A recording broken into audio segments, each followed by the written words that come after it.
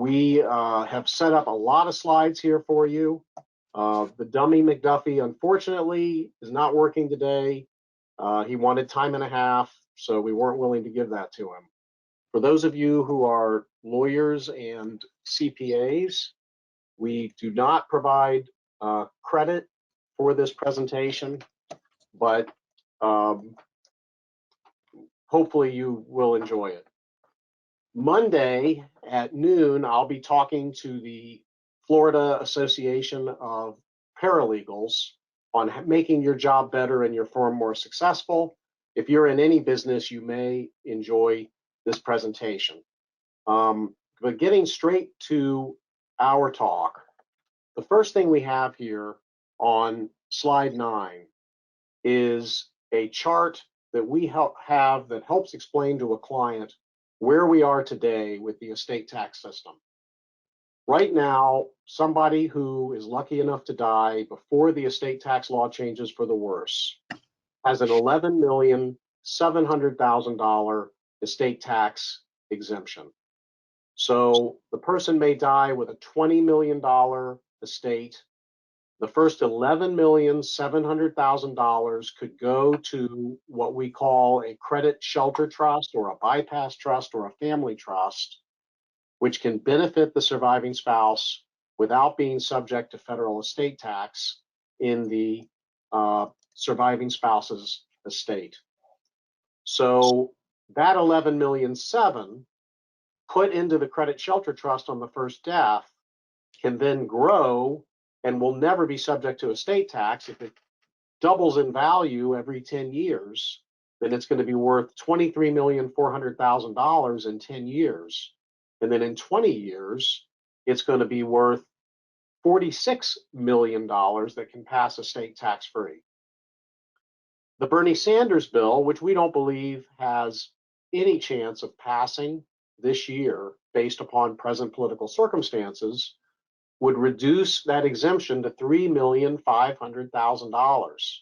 So that would be a very tough break for families who have wealth exceeding $3,500,000 per parent or per grandparent. While we don't think that it's likely that this will occur this year, if you get a lot of Democratic Senate victories in 2022, it could occur shortly after the 2022 elections. There's other things, though, in the Sanders bill that we think have a chance of passing, and that is eliminating discounts, which we're going to talk about, and also eliminating the use of what we call the defective grantor trust that we are also going to talk about. So I have a new slide here for those of you who are slide enthusiasts, and I want to show it off. And actually, because you're seeing my screen, I have a more interactive version of the slide that I'm showing here. Now, in the green, we show the present estate tax exemption of $23,400,000, and we show it growing at 2.5% a year. So you can see after 10 years, it would be worth $29 million that a married couple would be able to transfer estate tax free to their children if they do everything properly and they stay alive at least 10 years. The yellow, on the other hand, shows that the exemption is scheduled to come down to half of its otherwise applicable amount, which would be approximately $12 million in 2026. So a family with more than $12 million in assets after 2026 might have to pay a substantial estate tax. And then, and by the way, that 12 million is based upon 6 million per spouse. And then in blue, we show you what would happen if the Bernie Sanders plan came in and it went to 7 million. Now the Sanders plan, I don't think even has it growing with inflation, but we expect that there would be a compromise and at least it would grow with inflation. So, but even after 10 years, a family would have to pay estate tax on everything passing exceeding 8.7 million for a married couple. So what we did was we said, all right, what about a married couple that has $10 million worth of assets right now? they feel like they are in the clear, but their assets are growing at 6.25%, which is pretty typical. And this assumes that they're not adding to their savings. And you can see after 10 years, they would have $17 million. And after 20 years, they would have $31 million. So where is this family with reference to the estate tax? Well, if you go back to the green where the exemption has doubled, where we're at 23.4 million now, it's going to take until 25 years for these people to be subject to estate tax. So they really don't have anything to worry about. But if you go to the yellow, which as you may recall was if the exemption comes down to half in 2026 and then grows with inflation, you can see that they have a lot of taxes to pay. Even after 10 years, they're going to pay $1.6 million in taxes. After 20 years, $5.8 million in taxes. So this is a threat even to a $10 million married couple. And then, my gosh, if the exemption goes down to $7 million per couple, you're looking at a $2 million tax on just $7,700,000. I'm sorry, a $2 million tax on $13 million worth of assets after 5 years. Now, what we did on the Excel spreadsheet, though, is we put a couple of buttons, because I'm not smart enough to use Excel, but the new Excel has buttons. So here's the buttons, and the first thing we do is, what's the net worth of the married couple? You see the 10 million here at column 6. Well, what if you're worth 13 million? Well, I'll just click this 6 times, and now you're worth 13 million. So now you can see that if the exemption goes down to 3.5 million, you'll have to pay 2,241,000 of taxes. If you're at 13 million and you're growing at 6.25% per annum, but maybe you say, wait a minute, my investments are growing much more than 6.25% per annum. Show me 8%. Okay, well, I'll go to the growth button and I will click up to 8%. And now you can see that, for example, after year 10, if the exemption goes to half, this couple will have $5 million of estate tax exposure. So I show you this both as examples of the numbers, but also to give you a tool that you can easily use to demonstrate to yourself or clients how this works. Brandon, any comments on the spreadsheet? Yeah, no, but I think it's important to sit down with clients, because a lot of people don't understand that I'm not subject to estate tax today, but when we look at the value of your assets 10, 15 years down the road, you're possibly and then most likely going to be a subject to the estate tax. So there's things that we can do today that will help decrease that estate tax liability down the road. And the sooner you do the planning, the better, because the whole idea is to pass as much growth out of the estate as possible. And if we do that today, that allows much more to be passed outside of the estate. So this is a valuable tool to just show them, yeah, you're not subject to estate tax today, but where are you going to be in 15 to 20 years? And I think that's an important conversation to have. Right, absolutely. Okay, so let me go ahead and move my spreadsheet. And again, if you just send me an email with the word spreadsheet in it, we will be glad to send the spreadsheet over. Now, a little bit of a logistic review. You've got spouse 1 and spouse 2. This used to be husband and wife, but now it's spouse 1 and spouse 2. And you have joint assets. And you want to arrange these assets so that if spouse 1 dies, you can get $11,700,000 into a credit shelter trust. And people forget that, but you want to make sure that your trusts are arranged properly and that your assets are arranged properly to facilitate this. And then over here on the right, on slide 10, I show the lifetime bypass trust, also nowadays known as a SLAT. And that's a spousal limited access trust. And in my example that I just showed you with this $10 million couple, spouse 1 could make a gift of $3 million of investment assets to the SLAT, the spousal limited access trust. Spouse 2 can be the trustee of the SLAT.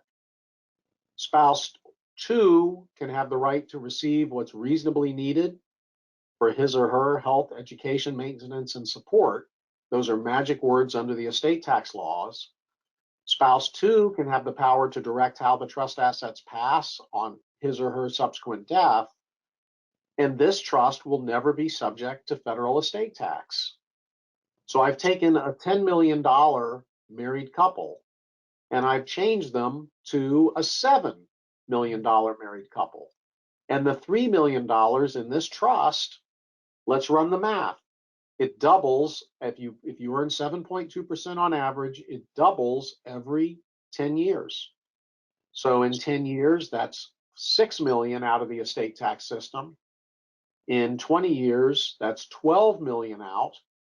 And in 30 years, that's $24 million out of the estate tax system. Even though this trust can pay spouse 2 basically 1/2 of all of the normal expenses that spouse 1 and spouse 2 spend. And even though this trust can spend money unlimited for their children and grandchildren and for their charitable endeavors. So it's a little bit scary to put 3 million of your 7 million into this type of trust. So it has to be carefully planned out. But you can keep in mind that this trust can still buy half your house from you, pay half your expenses. If spouse 1 dies, it can pay all of spouse 2 expenses. And if this trust is in Nevada, South Dakota, Alaska, Delaware, or one of the other asset protection jurisdictions, then spouse 1 could be added as a beneficiary of the trust if spouse 1 ever fell on terrible financial luck, and trust protectors named in the trust would add spouse 1 as a beneficiary. Now, if you're going to have a Nevada trustee of the Lifetime Bypass Trust, we go to slide 11. What are we going to put in the Lifetime Bypass Trust? Well, for most of our clients, if you haven't fired us because of the first 5 minutes of this webinar, then you're probably still our clients. We're not going to put assets directly into the name of a Nevada trustee who you've never met. And we're not going to put assets directly into a bypass trust because there's no discounts. So we could put your $3 million worth of assets into this LLC, and then you could gift a 99% non-voting member interest in the LLC. If the LLC has a $3 million net worth, and you give the bypass trust, the SLAT, a 99% non-voting member interest, that's more likely to be worth $2 million than $3 million. And if you want to get even fancier, you could just make a $300,000 gift to the SLAT and then sell the 99% non-voting member interest in the LLC to the SLAT in exchange for a $2 million note.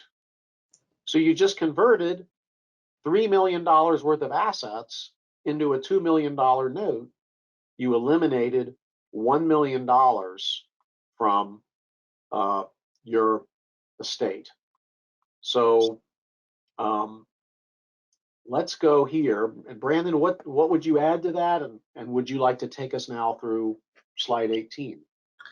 Yeah, I don't think I'd have anything to add there. I think you did a good job of laying the groundwork of some common planning technique that we do. Talking about note sales and what you can do here, these are just some hypothetical scenarios based upon the April applicable federal rate, which is the index published by the IRS that basically tells us what interest rate we have to use to avoid imputed interest or an imputed gift on these note sale transactions.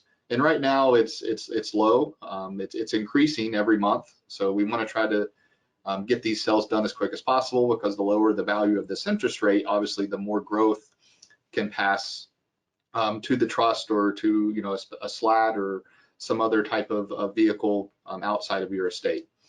So based on rates right now in April, the 3-year note only has to be at 0.12% interest, 9-year notes 0.89% interest, and then anything over 9 years, it's around 2% interest that has to be charged on those notes.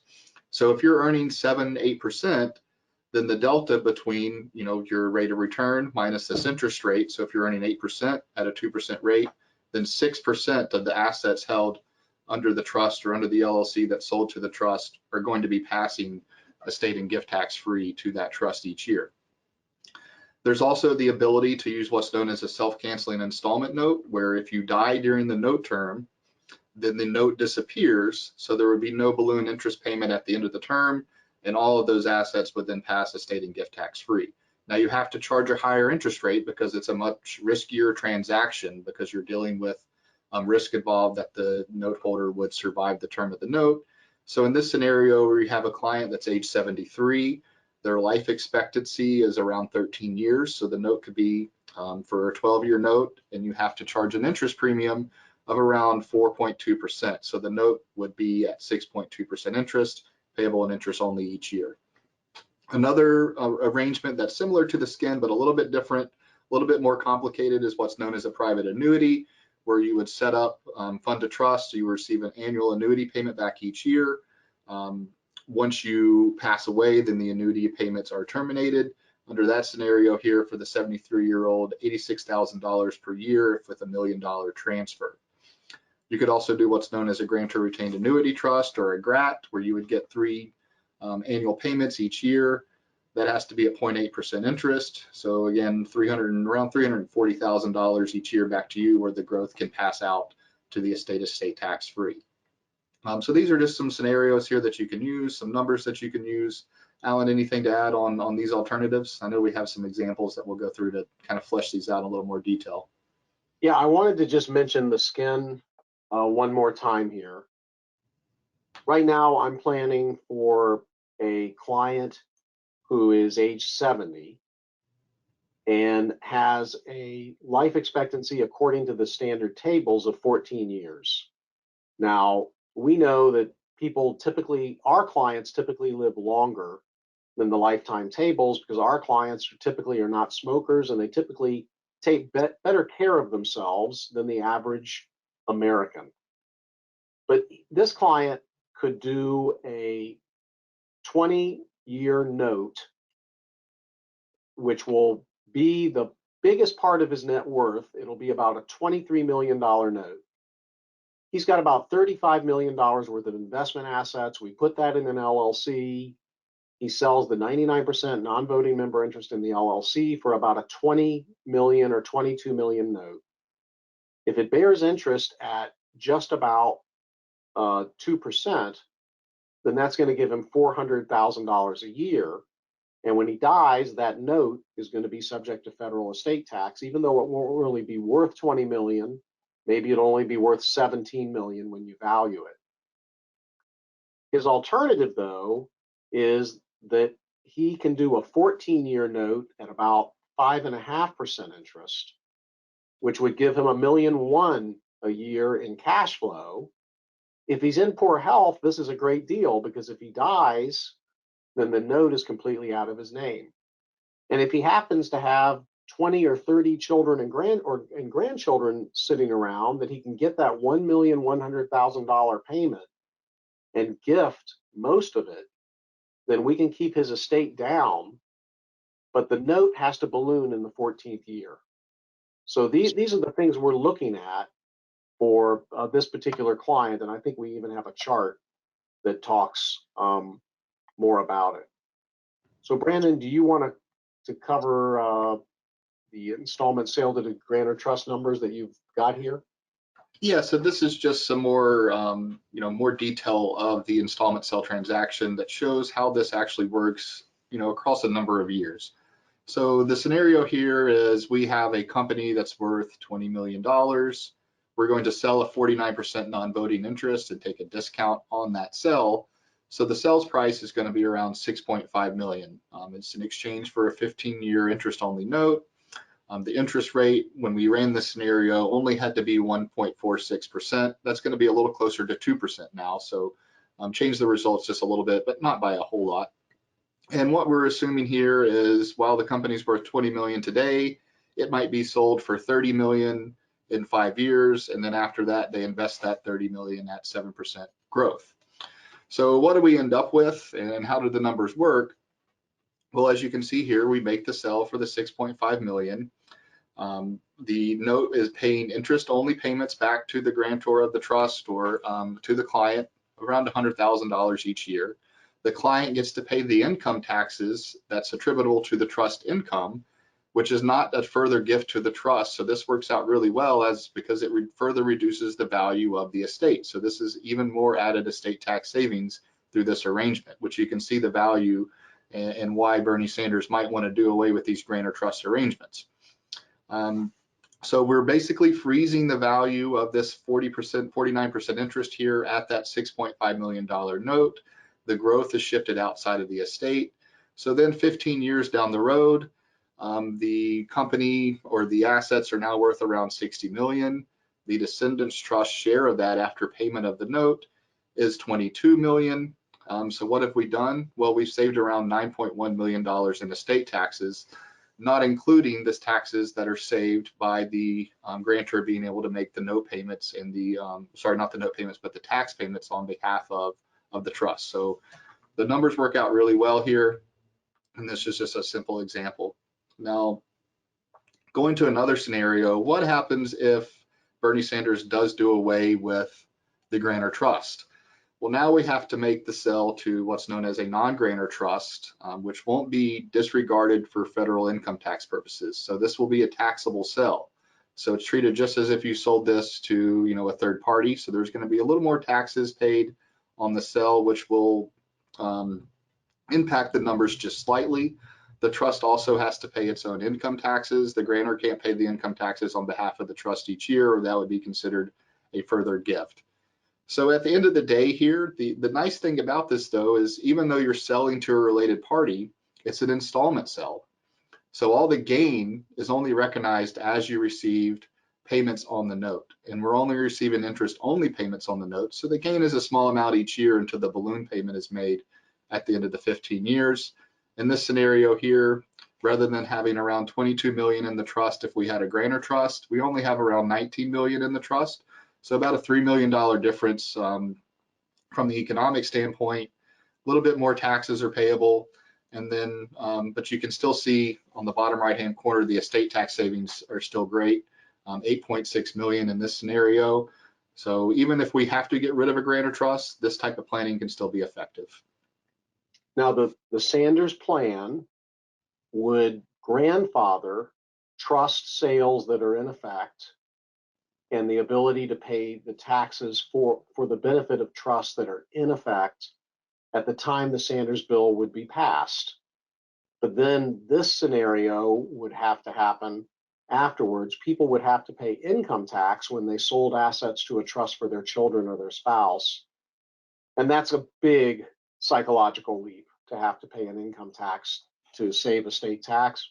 Most people, while they're alive, don't want to pay any tax whatsoever. It's tough enough to get them to pay, fees and costs and things like that associated with these arrangements.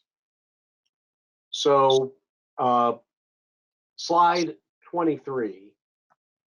Here is a person age 70, $7 million in IRAs, $38 million in stocks, bonds, and venture capital.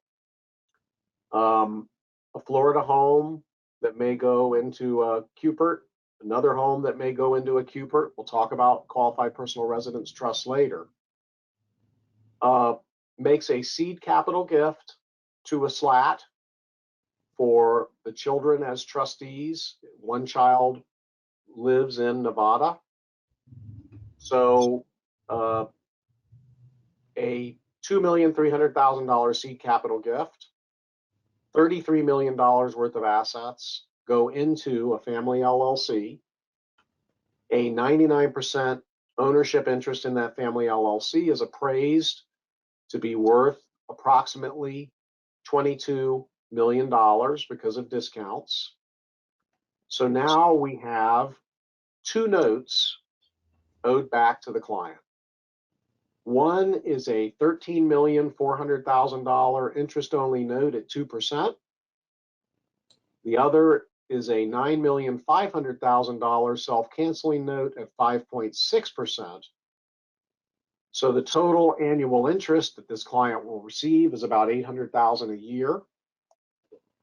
The client can gift $540,000 a year with the consent of his or her spouse for the 5 children and 15 grandchildren. So the client is going to get a large payment here and is going to use the large payment to make annual gifts to keep the estate tax down. If the client dies during the 14 years, then we've got a home run for estate tax planning purposes. If the client survives the 14 years, then we have something that would have backfired but for the fact that he can make the annual gifts. The alternative is a $22 million note at 2%. So that gives him $440 a year. He would live off of his IRA. He's going to take minimum distributions. He could gift the $440 a year. So, and then he could get prepayments on the note, so the note could go down in value every year. So this is fortunately a very intelligent client, and we're going to have to sit down and go through these scenarios and decide to what extent this note might be self-canceling. Now, the client has been paying a lot of premiums on life insurance, about $80,000 a year of premiums on life insurance. We would rather see him gift that in discounted LLC interests or other things rather than cash. So what we can do is have this new family LLC pay the premiums using what's called a split dollar life insurance advance. So if this LLC makes payments on the premiums for 10 years and then the client dies, the first $700,000, if it's $70,000 a year in premiums, come back to the LLC, which is out of his estate except for 1%. And the life insurance continues to pass estate tax free. Most life insurance, if it's a permanent policy for somebody who may be subject to federal estate tax, should be in an irrevocable life insurance trust. Brandon, any comments or suggestions on this plan? No, I think it's just a creative way to, not only does the note, have to be static, it can be a split between a regular promissory note and a self-canceling installment note. You don't have to put all your eggs in one basket. So while there's a standard plan, where you would have an interest-only promissory note, there's tweaks and creativity that you can implement depending on each client's situation. And this one's unique in that they have 18 kids and grandkids where they can make use of annual exclusion gifts to pass significant amount, so it's not subject to gift tax or estate tax each year. And passing interest rate payments using those annual gifts is a creative way to do it. So I thought this was a really unique plan. Okay, now for the tax advisors and real tax geeks out there, we've got an interesting one for you. This was a much larger plan, but the client had a company that he was hoping would have a liquidity event. He couldn't be sure, but he was hoping it would have a liquidity event. And the company was worth maybe 30 million when we got involved and 50 million for the liquidity event. And he wanted to avoid federal estate tax, and he also wanted to help his private foundation because he has a real passion for a particular type of charitable endeavor. So he had an S corporation for some reason that owned this structure. That was before our time. We didn't recommend the S corporation, but we were able to have him divide the S corporation into voting and non-voting stock, value the S corporation at 30 million, and sell 49.5% of the S corporation to a spousal beneficiary trust in exchange for a $10 million note. His spouse did the same thing with a descendants trust in exchange for a $10 million note. So now a $30 million company has become two $20 million notes. We got $10 million out of their estate for federal estate tax purposes. Now, That assumed, actually, let me correct myself, this company had an estimated value of 40 million, but 25% of it was pledged to the charity, not given to the charity yet, but pledged to go to the charity within 3 years. So we were able to consider the other 75% of the company to be worth 30 million, and then we were able to do this installment sale. So then along comes a purchaser, swept the client off the client's feet. Let's say that they came in with $100 million purchase price. Just before signing a binding agreement to sell the company, 25% of the company is donated to the client's foundation, giving the client a $25 million ordinary income tax deduction, which can be offset to reduce the capital gains income on the $75 million sale. So in the end of the day, 25 million ends up in the foundation after the closing. 75 million ends up under the S corporation. The client pays tax on 50 million because of the $25 million tax deduction. The client pays tax on 50 million, gets paid 20 million on the promissory notes, and the S corporation ends up with $55 million that will never be subject to federal estate tax.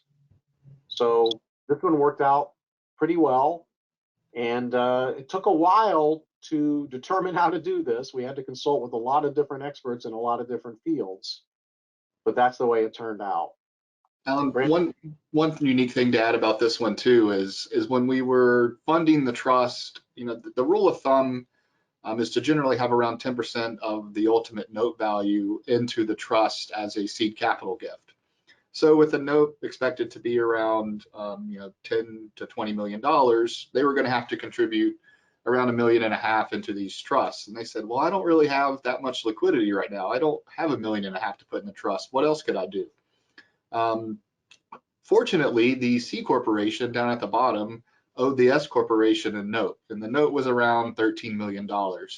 So to get creative here, what we did was we bifurcated the note into 3 separate notes.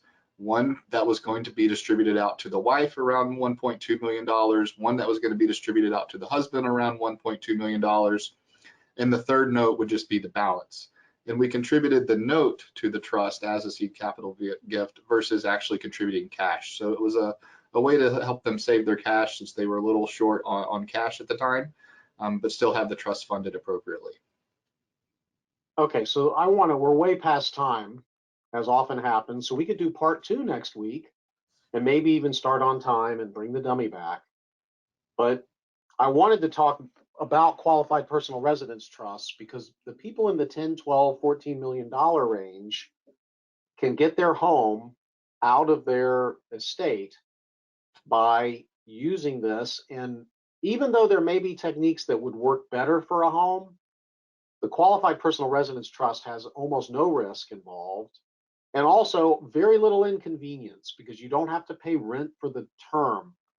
So what we took here was a $1 million home, and we're going to make this into an interactive spreadsheet. So hopefully when we present this next week, for those of you who will forgive us for this week, we'll give you the interactive spreadsheet. But the home's worth $1 million, and it's growing in value at 3% a year, which is pretty typical.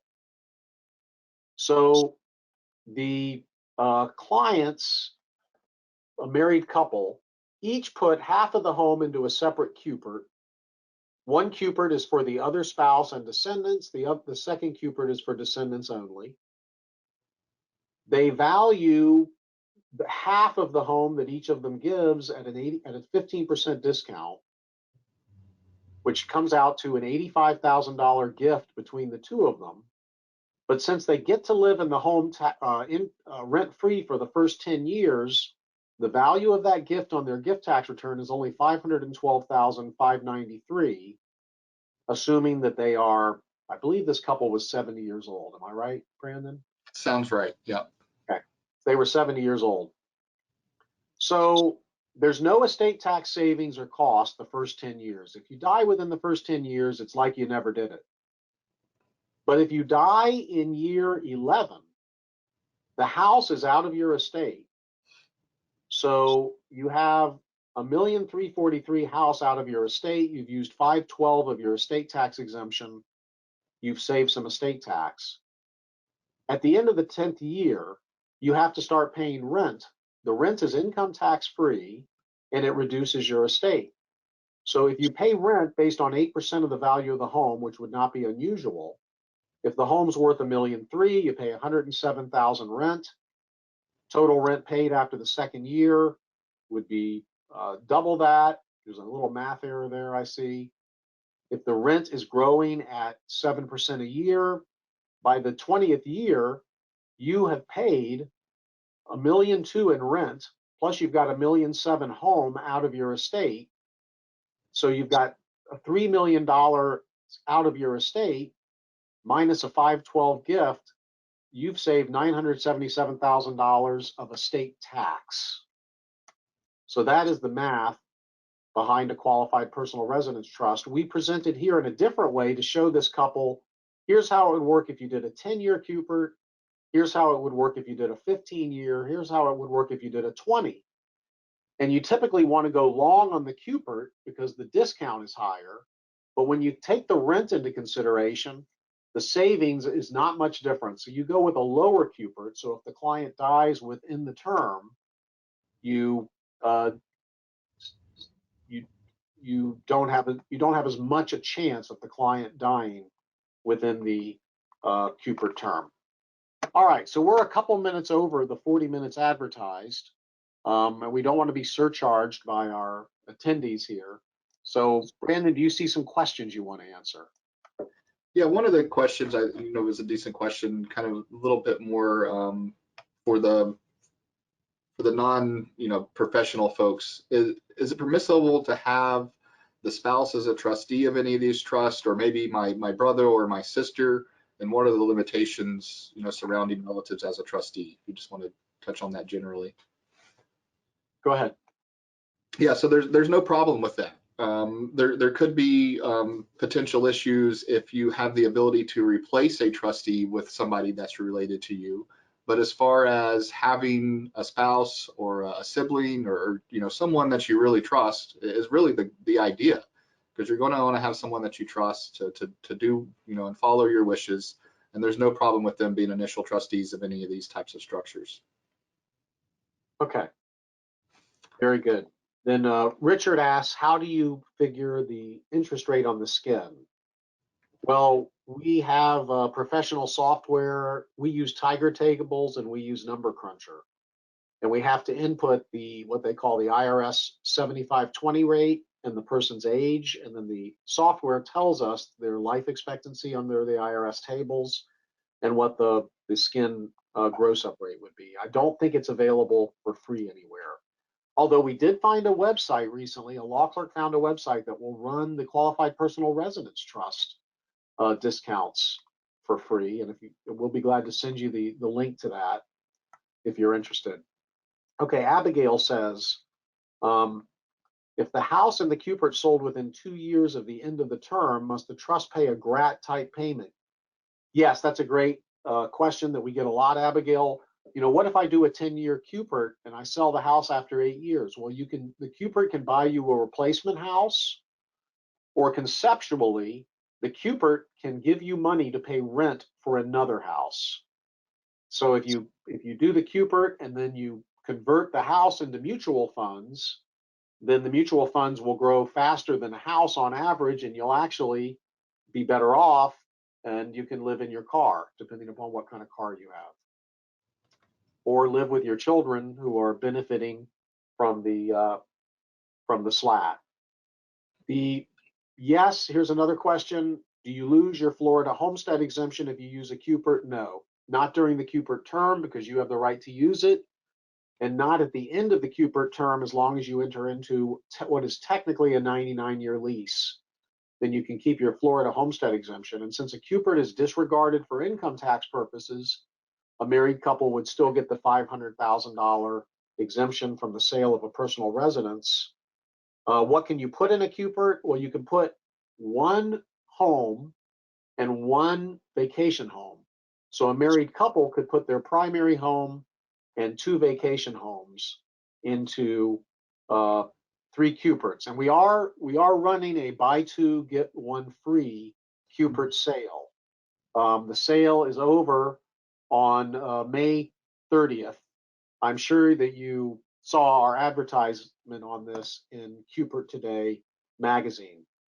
But okay, Debbie says, Kelsey, you deserve flowers and a nice cup of coffee for taking such good care of us. Debbie, you must obviously be related to Kelsey, but I agree with that completely. And the technical error in the beginning of the show was completely my fault because I had a last minute snafu with my computer and we just didn't have time to set it up right. Jeff, good question here, Alan. His question is that when you were talking about the charitable gift, that had to be made prior to receiving a written offer. And technically, the answer to that, I guess, is no, because you can receive an offer. There's no issue there, and the issue is really an assignment of income issue. So if you wait too far where you have a binding sell agreement and then you transfer your ownership to charity to get the deduction, the IRS is not going to allow that. You've assigned the income to the trust and it's going to be considered as your income and not the charity's income. But if you do it before you receive a binding offer where you actually sign on the dotted line accepting the offer and you're bound to follow that offer, as long as the charitable gift was done before then there's no assignment of income issue there. Okay, so I'd like to close with slide 26 because this is what we're doing for a lot of people. So I know a lot of you are on this talk and you have no idea what we were just talking about. But here you have, and we've shown this before, but it sums up a lot of what we're talking about. Here you have a married couple and they put $20 million worth of assets, which is basically their stock and bond funds and their venture capital thing that they're excited about, and they put it in an LLC. And on day one, they own 1% of the LLC as the voting members, and they own 99% of the LLC based on 49.5% each. And they give gifts to 2 trusts. On the top left, spouse, the blue client, gives a $700,000 seed capital gift to a spousal limited access trust. And on the right-hand side, the orange client gives $700,000 to a descendants trust. That's just for the children. If both of these trusts are in Nevada, then it's possible that the clients can be added back as beneficiaries to these trusts if financial disaster happens. Now, what is 49.5% of a $20 million LLC worth? Well, quite commonly, it would be worth 65% or 66% of 50%. So it's worth, instead of 10 million or just under 10 million, it's worth just under 7 million, 6,930,000. So now we've converted about $21 million worth of assets into $14 million worth of assets, and they're growing slowly. We did this one a few months ago when the interest rate was only 1.35% that you could use. Now it's 1.98%. They're going up slowly. So what happens? Well, every year we have to remind the client, hey, make sure the interest payment gets paid. Make sure that the trustee of each trust makes the interest payment on these notes. Make sure you don't take anything out of this LLC or put anything into the LLC, because if you do, you got to account for it. It's better just to leave it alone, let it grow. So you use the 600,000 that you put into each of these trusts to make these interest payments, which aren't very much, about 140,000 a year. and you let the LLC grow. Eventually, the LLC may make some distributions, 1% to the clients and 49.5% each to the trust, so that they can make the interest payments. So what happens 10 years later? The LLC has doubled in value to 40 million. So the trust on the left has 20 million from the LLC. It's still got whatever's left of the 600,000 gift. It owes 6 million 9. It has a net value of 13 million off the table for federal estate tax purposes. See, the clients have paid all the income tax over the years on the income that this LLC has generated. So the LLC has grown income tax free. And then for the descendants trust, you have the same result. So this is the thing we're doing most commonly. Now there's one complexity that we don't show on these slides. And that is, we like to have an extra trust that has the exclusive right to decide if and when there will be a liquidation or distribution. That makes it a little bit safer for estate tax purposes because of something called Internal Revenue Code section 2036A. So Brandon, anything to add on this? I know a lot of the people are comatose and no longer listening because most of them are still on. If they were listening by now, I would have signed off. No, I think I don't have anything to add, Alan, so I'll kick it back to you to take us home. All right, Brandon, please send us your questions, comments, and suggestions, everybody. I'll answer them. I'll be glad to. And next week, we'll do a part 2, which will hopefully be better than part 1 and might not be better than part 3. But thanks very much. Have a fantastic weekend of what's left for it. And we do very much appreciate your questions and the opportunity to answer them. Thank you.